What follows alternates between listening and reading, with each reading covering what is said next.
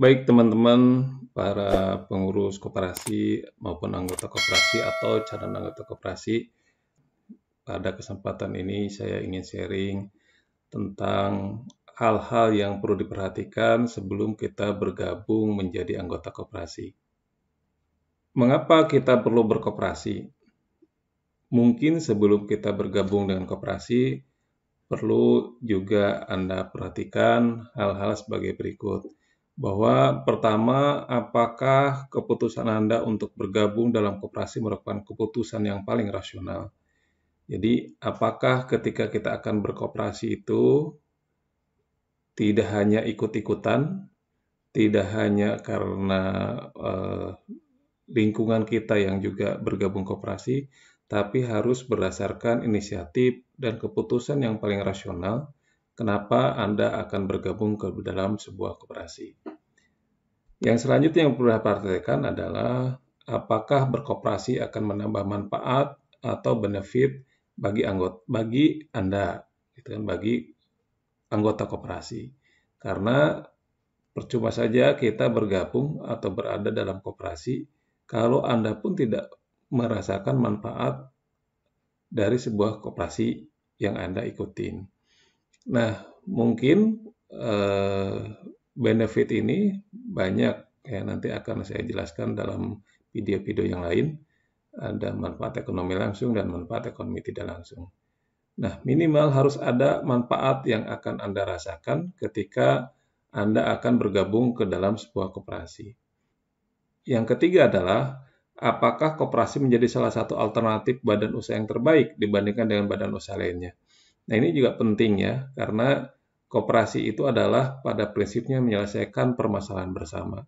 Yakini itu bahwa dengan berkoperasi, maka Anda akan menyelesaikan permasalahan secara bersama-sama untuk kemaslahatan bersama, untuk kemajuan bersama. Sehingga badan usaha yang cocok untuk itu adalah koperasi. Dalam koperasi ada salah satu prinsip kan, keanggotaan bersifat sukarela. Sehingga tidak ada paksaan, tidak ada keharusan untuk Anda menjadi seorang anggota koperasi. Nah, ketika Anda memutuskan bergabung ke dalam sebuah koperasi, maka ada hal-hal yang harus disiapkan. Yang pertama itu harus ada kepentingan bersama. Jadi ketika kita bergabung dalam sebuah koperasi, lihat dulu koperasinya. Atau ketika kita akan mendirikan koperasi, harus dilihat dulu apakah ada kepentingan bersama yang akan diusahakan secara bersama-sama juga. Nah, yang kedua adalah apakah Anda ada kerelaan dan tanpa paksaan untuk bergabung dalam sebuah koperasi. Karena ketika Anda tidak ada kerelaan atau Anda sedikit dipaksa atau mungkin ada paksaan untuk bergabung koperasi, biasanya dari apa yang sudah terjadi, maka Anda pasti tidak akan aktif sebagai anggota koperasi. Jadi mungkin nama Anda ada dalam koperasi, tercantum sebagai anggota, tapi Anda tidak melakukan peran apa-apa untuk kemajuan di dalam sebuah koperasi. Yang selanjutnya adalah harus ada kesamaan tujuan. Jadi kesamaan tujuan ini juga perlu dirumuskan supaya juga mudah bagi koperasi untuk menjalankan kegiatan usahanya.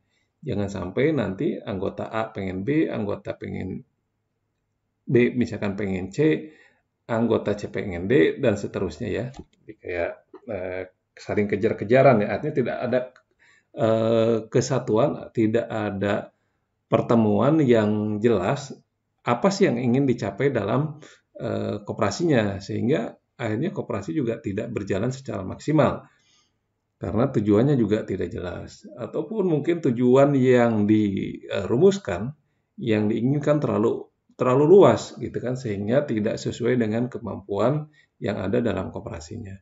Hal yang lain adalah harus ada sikap keterbukaan, saling mengerti dan saling menghargai. Jadi ini penting juga ya, jangan sampai Anda ketika bergabung dalam sebuah koperasi Anda egois, kita ingin mementingkan diri sendiri. Maka kalau seperti itu, koperasinya tidak akan jalan. Nah, dalam koperasi itu harus ada keterbukaan, saling mengerti dan saling menghargai. Sehingga nanti saling melengkapi untuk kemajuan bersama. Lalu apa kedudukan anggota dalam koperasi?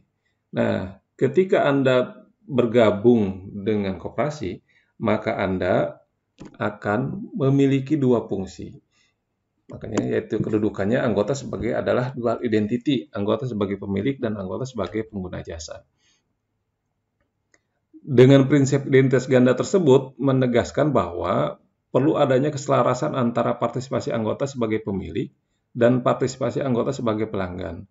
Jika salah satu tidak dilaksanakan, maka jalannya kegiatan koperasi akan pincang atau akan kehilangan manfaatnya bagi anggota. Juga menunda keberhasilan koperasi. Nah, ini yang tadi saya katakan ini penting sekali ya. Jadi ketika Anda bergabung dalam sebuah koperasi, maka Anda memiliki dua peran yang sama-sama pentingnya, yaitu peran menjadi anggota dan peran sebagai pemilik perusahaan. Nah, kedua-dua hal ini itu harus berjalan seirama, sehingga keberhasilan koperasi itu akan mudah untuk dicapai.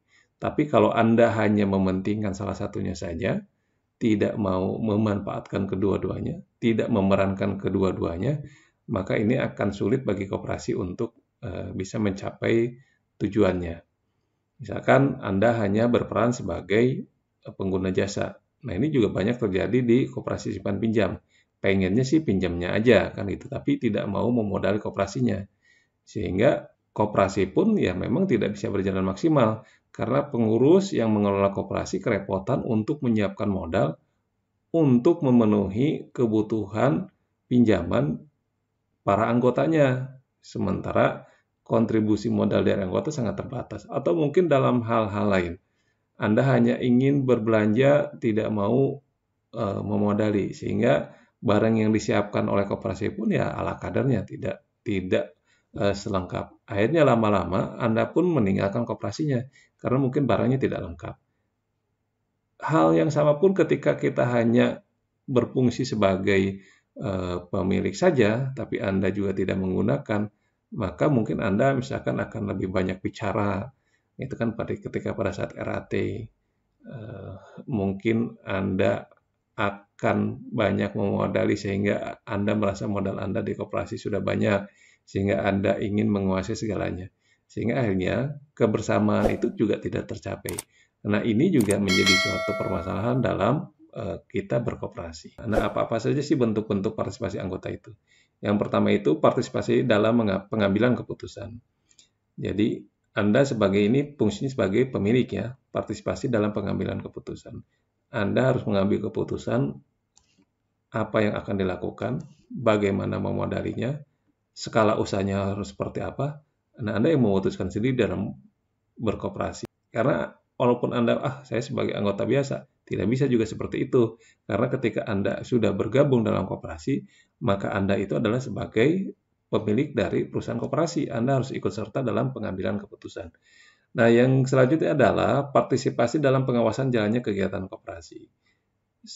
Karena Anda sebagai pemilik, maka Anda harus aktif juga mengawasi jalannya koperasi. Apakah jalannya koperasi yang dilakukan oleh pengurus pengawas yang Anda berikan amanah itu, apakah sudah dijalankan dengan benar?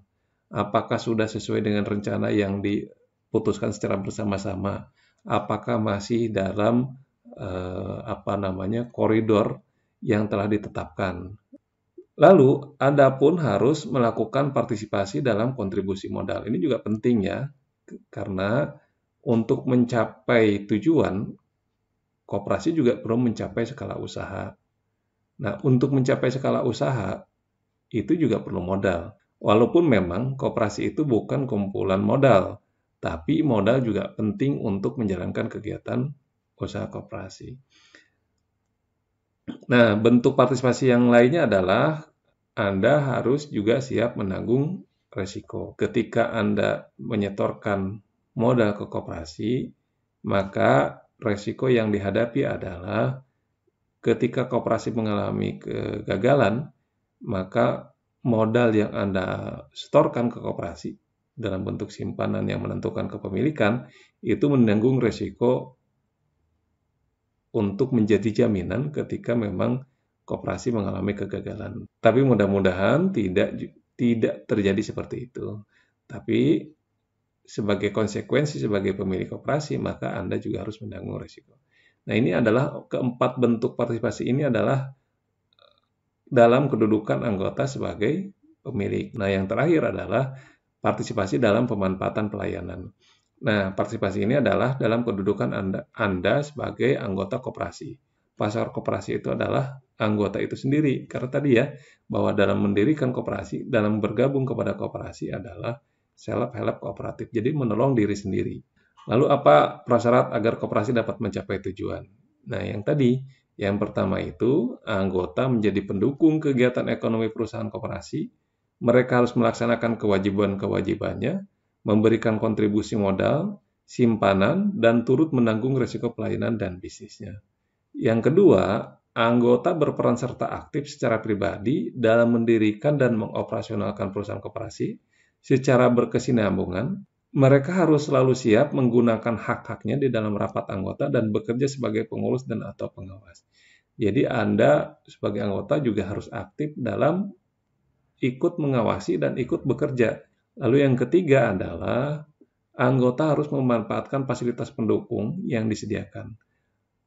Anggota harus memanfaatkan pelayanan barang jasa yang ditawarkan oleh perusahaan koperasi. Ini juga penting. Jadi itu hal-hal yang perlu Anda pahami, perlu Anda perhatikan sebelum Anda menjadi anggota koperasi.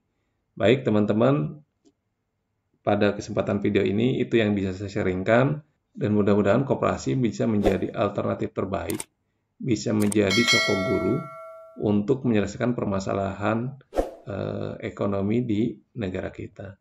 Terima kasih. Assalamualaikum warahmatullahi wabarakatuh.